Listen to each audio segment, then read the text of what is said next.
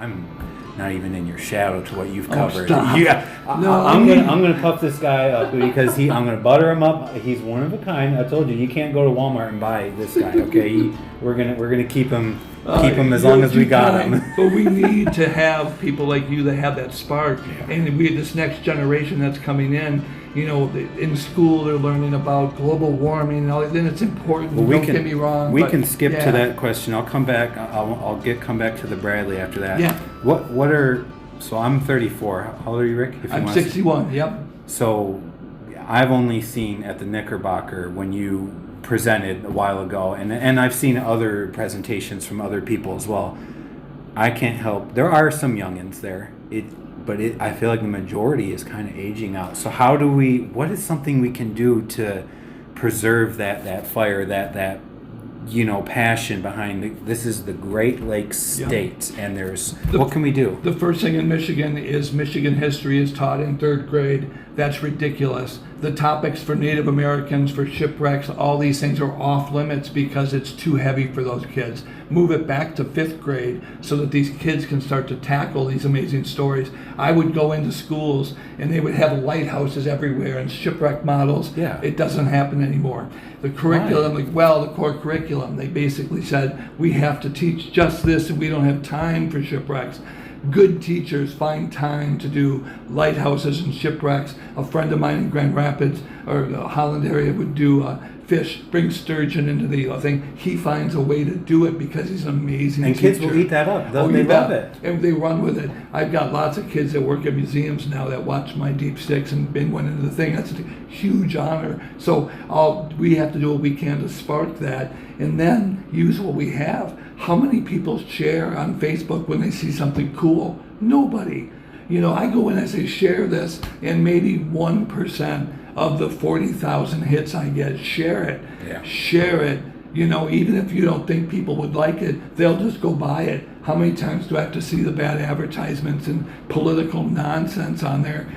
Share the things you like and tell people why you like it, and you'll start to see people do that. Because I'll pack a show about shipwrecks. They'll bring their kids and they'll love it. So they're there, but we just have to make sure that we get that avenue to get to them. And we don't have a good route right now, but it's happening. And it's never been overwhelming. There's never been the perfect year for learning about history. But we don't have civics classes anymore. We don't teach about why it was important to have our wars and fight against slavery. And that's a whole nother word. We have a spin on everything now. So culture on one hand, we got people's attention span that can't last for more than 5 seconds to scroll. And I get passionate, I get frustrated because I'm going out my day. I can't look at Lake Michigan, Lake Superior, Lake Huron the same anymore that I used to when I was a child. I'm sure you can't anymore. Knowing when you dip your toe into every story, every family, everything that I look at, I'm like, oh, how can I, like out in Lake Michigan, the 52 people that died on the car ferry, that's just sitting out there like that, and then I'm at like Grand Haven. Everyone's doing the volleyball and the hot dogs and the rah normal stuff, and it's like, man, there's like lives long before we came along. I'll say this: don't get frustrated. That's just me. I know, but listen, I just came up against an obstacle where I got a brain tumor in my head, right? That's why I talk crazy. It affected my tongue. 2 weeks ago, they took out a golf ball size. I'm sorry, tell everyone that quickly. I'm so 2 glad weeks ago, I was going to Petoskey, and I woke up and my side was kind of crippled and my arm was like jelly. So we called 911. I'd had an attack like this, but didn't lose my arm in February, and I thought I just slept on it wrong. Right. Well, they said, you should go to the hospital. I said, my daughter works at a hospital in neurology. I'll go there in the morning. And I went there in the morning, and they all show up with this bad look on their face. And they said, there's a giant mass on your brain that's squeezing into them, and they had to take it out. And let's do it. So for 4 days, I waited till the best team in all of Oakland and Wayne County got together, found a 2-step plan to kill it, and then pull it out. Take the top of my head off, put it back on, and put 6 titanium plates in all. You're part Terminator now? I am. I cannot be destroyed. But the point was, don't be sad. Yeah. Power through. Don't be frustrated. Yeah. It didn't happen to me for a reason, you know. It just happened to me. Yeah. So same thing with shipwrecks. Make sure, even when you're sad and nobody clicks like on it, that you just do another one and just keep doing it because you like doing it. Because if you do it for money, you'll never like it. If I lost every video tomorrow that I've done because of something like that, oh well. I do it, and I love the comments when people say, "Oh, that was my great-great-grandfather who went down on such and such vessel," or that was my, you know, and thank you, and they'll say thank you for bringing this story back into the light for current people, so it doesn't be forgotten. You bet. How are we doing on time, by the way? It is. Good, we're good. We got 2 Okay, minutes. yeah. No, that's, what time is, as soon as I get to the bottom of the hour, then I'll set up. So I got plenty of time. Let's Perfect. finish up. Yeah, no, and I guess I get so passionate about it because every story is something new, and then you learn the names of the people, and then you learn here's their moments as they were coming on deck, seeing another ship almost cut, and I'm like, man, how come and this happened? And nobody, well, did you see the new cat video on TikTok? Right. Like, yeah, great, great. That you will catch with somebody. Yeah. You know, I mean, you'll never be as funny as, you know, the Charlie Bit Me video, you know, or anything like that. But and then they just blow up to millions. Absolutely. But, you know, you can't think that way. You've got to say, what I'm doing is a higher, you know, calling than that. Bringing history to people, working as hard as you do to make it accurate. You know, and to bring those things that I was the first one to start interviewing survivors. Nobody ever did it. And I'm looking around like, what? Just because nobody ever thought to do No, that? Or not just... the 1940 guy, Howard Goldsmith, said, why did it take 60 years for somebody to come to me and do this? I don't even remember anything anymore. Half of us are dead. The captain, the engineers that survived, he goes, I can't believe you waited that long. And I was crushed. I'm like, I don't know why it didn't, but it is important, and I'm here, and it changed my world because now I have the biggest collection of all shipwreck, you know, survivors and the people that flew helicopters to pick these guys up. Whatever it would cost, I'd just go do it, and I eventually make the money back. I don't lose bad on it. You're not in it to win it. Like, no, you know. I would love to win it. Let's go on record to say if I hit the lotto, that would be great, but. Sadly, I don't think that'll happen, but the lotto for me is changing somebody's life, teaching about these stories at a different level than a book. To take them in a video is a different thing. I love books and I love the authors that stood before me, but I'm one of the pioneers in videography, and no one will ever be able to find the things that I found, and I took that as a responsibility. Make sure you get everything before they're gone, and even I couldn't. You know, so many people passed away, so many eyewitnesses to World War II stuff. You can't go once fast they're gone, enough. you don't get that back. Yeah. And that's perfect with the Bradley, like what Frank Mays, when he didn't they for a while fought him, say, well, it didn't break apart out there. Frank is a different story. Now Frank, his story is largely true, but it did not break in half. The Bradley, when it went through, it ripped across the deck, and Elmer Fleming called for help. It started to sink and fold up, and the way it sank, I don't think is accurate to the way that Frank saw it.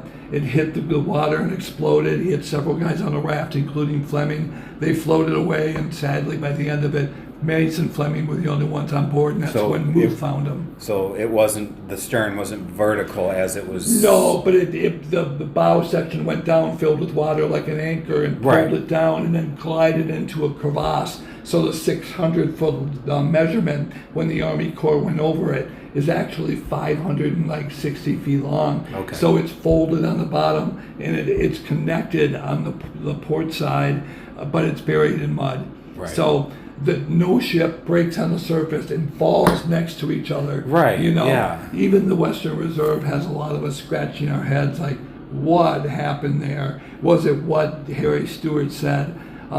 I have to see underwater footage. All I saw was the lights and a bell and stuff. I haven't seen all the footage, so I need to see more.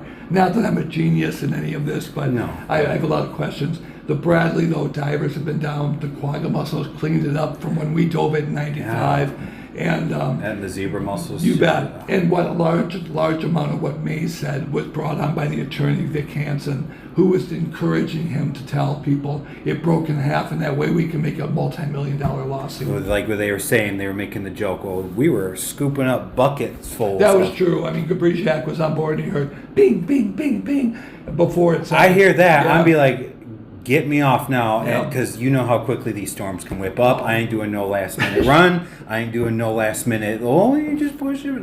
Hearing that and the rust, and because she was an old girl at that point. She was, wasn't and they should have laid her up. I mean, Brian had written a letter to a friend that said, it's rusted, I can't wait to get it in. And of course, U.S. Steel was going to make another run. Bukema told me, the president, I was going to make that run, the Bradley run, but he had some other stuff to do. He didn't fear for the ship either. So Brian thought he'd make it, and unfortunately got halfway across the lake and didn't. So it was a bad call. They should have stopped off Gavakina Island and just dropped the hook and waited, but they didn't. It was a bad storm, and it broke it, and it killed 33 guys, which can never be replaced. Yeah, and not to outweigh, but like in some ways, the Bradley disaster was kind of worse than the Fitzgerald, or maybe just like the sheer, not so much I guess the sheer amount of lives that were lost, but like, you hear how it went through, and then the explosion, and then at the Valley Camp I saw the raft up there, and like, so these guys were clinging on. Yeah. And the water was how cold, and the waves were how big, and they were getting like... The waves were washing down the Sundew smokestack. Right. So the captain and the corpsman told me on board that it was sparking inside, and the suds from the cleaning solutions were everywhere that knocked out the radios to make it more confusing. They couldn't talk with the aircraft. So it was really confusing to find it, but they did find the two survivors. They brought them back in. And they looked for the ship. They found the ship right away. They put together a rig to go down there and see it, and they proved it was in one piece. That's why it was settled out of court. It was still $1 million, and Mays made a good chunk. He wouldn't tell me how much. He was like so shy about it. He goes, "How much do you make?" I'm like, 42,000. I mean, it's no secret, but it was a fair settlement, but nothing compared if you spill coffee on yourself at McDonald's now and get $1 million. We've perverted that system out now. So. Well, and what about poor Gary, who was found? Was Streletsky? Was that how you say his last name? Yeah. He was found floating, barely alive. And you learned that he was an artist. He had a passionate personality, and his wife and 4-month-old son, was it? Yeah. He should have stayed on the raft. He thought he could swim Right. for it, and the Trans-Ontario picked him up. If you watch the footage from the newsreel, the helicopter picking up and taking off, that's the doctor from Charlevoix going to get him. But by the time they got to the freighter, it was too late, and he froze to death. If he had stayed on there and didn't lose his mind, that's the fortitude of Dennis Hale, of Frank Mays, these guys that get through when everybody else can't. They begged him to stay on too, but like the hypothermia, you're not in your right mind. You want dry land, and you want off of there, and regardless, I can't even imagine, yeah. And I have a wife and daughter, and I would think you would have that same mindset. I ain't going down on this. I am living to see my... Yeah, one of the saddest things I read in the Fitz is that they went to their bunk and gave defeat. I have never heard from a survivor that said, "Oh yeah, I was just going to go hide." They want off. Accept it. They'll Just figure it call out. You bet. No, by the end of it, Dennis was praying he would die because he got very remote location at the tip of the thumb. He didn't think he'd be found, and just through a fluke, an airplane flew over with a photographer that snapped that picture of the chopper grabbing the crew, the Traverse City guys, picking up Dennis and saving his life. So just a fluke that they managed to find him, but there were a lot of choppers flying around there. I've got the original footage of searching around. Yeah. Oh man, did you meet Dennis? I published his book. His second book, he didn't have a publisher, and the prices he was getting were so silly. But I said, "I'll just do it for you." How was that meeting Dennis? Being like, you know what's behind him, what he went through. Now that's coming forward to you now. People try telling me I'm the best maritime speaker on the Great Lakes, and that's humbling and wonderful. Dennis Hale was. The problem was that he only had one story, right? So I can do 50 lectures at the same level. Dennis Hale's story just literally makes your hair on your arm. It's one of fortitude, surviving in your underwear, with just a life jacket on. Just the pea coat Oh, too, was you it? bet. Yeah, And yeah, his faith to get through. It's amazing to think about that. He believed in ghosts. I don't think that was part of it. I think he might have heard a doctor talk about hypothermia, and that's what he thought. But probably he start hallucinating at certain absolutely. things. But I mean, maybe if he was a man of faith or something, just that could have given him courage to push forward or something with that. Can you imagine, though, my career? I got to meet guys from the 40 storm, the 1913 storm. Yeah. Dennis Hale, Frank Mays, dive with Frank Mays on the Bradley, dive the Edmund Fitzgerald. This has been a fluke of a kid from a trailer in the UP that dropped out of college. What makes you so special, huh? Come on, There's Rick. no special here at all. It's literally a smile. And people like to be around you, and not, you don't take them, bow back, and have the skill to be able to tell a story afterwards, to be able to build something out of what you created rather than inventing something like so many other shows do. I like to take all the pieces and turn them into a real story, as I know you do. Yeah. And for me to get the original eyewitnesses is the best ingredient to make the best pie ever. I would welcome anyone who would want to share stuff like that on my channel. I try to be as positive, because sometimes there's conflicting reports. Well, this newspaper article said such and such, and this, group of witnesses said such and such over here. I don't always get the facts right. I try my absolute best to cross-reference. I try I want the right information, because I don't want to give people wrong information. The names, locations slaughter me with pronouncing. Oh, it's hard. That has been the bane of this channel, is trying to get names. Google videos that talk about places that have that name in them, and it'll help you a lot. But some companies like the QDoc and the Novadoc, they make up their own names. How are you supposed to know how you would say? Or somebody living up doc. north says, "Well, we say it with a long A, or we pronounce it with this." Sure. I give up. I am, it's kind of been funny now with the channel. Like, you try to pronounce certain names or certain locations. The last names are just like a keyboard, just hitting all these random buttons trying to get it. Just know that when you put something online, you're opening yourself up to a punch in the nose. There's everybody. Yeah, have you faced some harsh criticism in your time? Yeah. Oh, they all know more about things, and that's great. I'm glad they do. I'm the one that's been to the Fitzgerald, or I'm the one that's interviewed the guys that survived. So I get it very rarely because I'm quoting original sources. But there are times when you've got to add something in about tonnage or something about a boat that I don't really understand. I'm not a sailor, I'm a journalist, so it's real difficult to deal with that. You could almost be like, you archive a lot of stuff too, don't you? Yeah. Oh yeah, so much. How are we doing on time? Let's wrap up if we can. So last thing, I guess we'll talk on some final remarks here, and then we'll end with where people can find you and get a hold of you.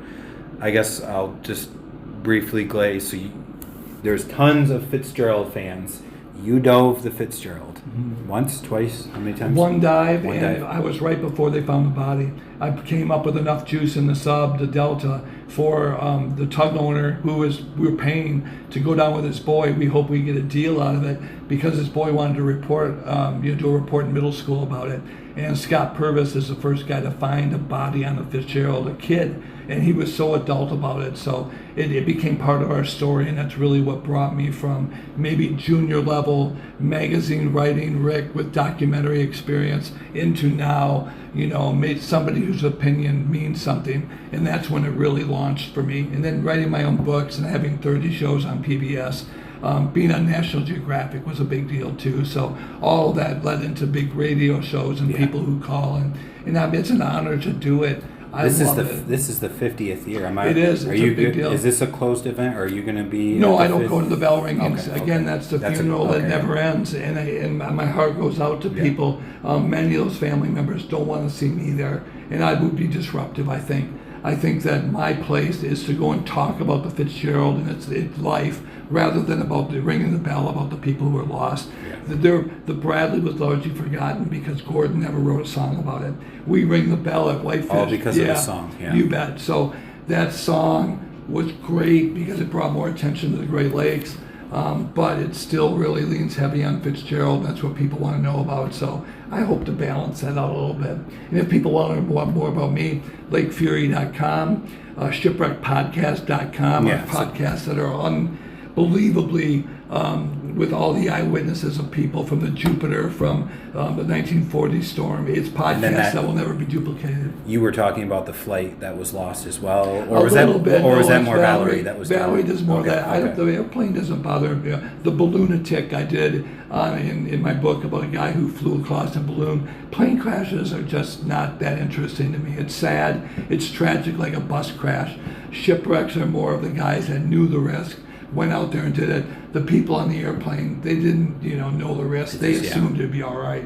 I'd only just recently learned that there was a German U-boat in Lake Michigan. Oh, yeah. I was like, what? How on earth did that get there? It was a war prize. After it toured the thumb and went to Chicago, we signed an armistice with Germany, saying after World War I, let's get rid of all the bad feelings. Right. So they brought it out there, and the ship that sank it was the Eastland, the Wilmette. Right. Yeah. So here's this weird connection, and the ship was found. The guy won't give up the coordinates. So they know where the U-boat is. Oh yeah, it's in 200 feet of water. So because I did that, and I wasn't sure if we had definitively found where that's at. Yeah. Ric, I could go on for the next 5 hours with you on ship lore, on what are your thoughts on this? I hope to meet you again soon. So, for closing, where can people find you, and what are you currently working on that could get people excited for you, and where can people connect with you? I'm working on a series called Soul Survivor. I'm working on a book now, and the brain tumor kind of solid. I have had opportunities to do a crazy thing. Today is Bombs Away, right, at the library.